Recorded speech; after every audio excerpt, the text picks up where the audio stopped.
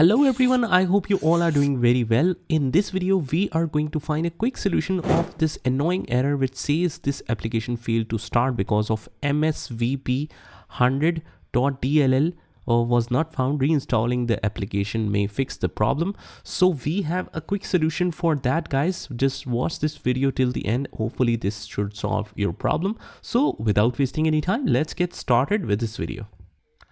Now what you can do is just guys, let's say you have a particular application having this problem. So all you have to do is just try reinstalling that application. Sometimes it has missed some DLL files because of an antivirus or firewall. So that should solve your problem. But otherwise, if the problem still persists, what you can do is try another solution.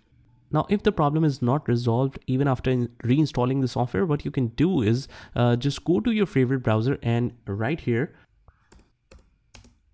Visual C Redistributable, which will show you this Microsoft official website on the top. Now let's click here, and if we scroll down a little bit, it will show you this option of x64. Now make sure you are using the 64-bit operating system. So all you have to do is just see whether you have the 64-bit operating system. Just go in folder, and under this PC, just right click here and click on properties, which will take you to this screen right here. And here it is showing in the system type that we are using the 64-bit operating system.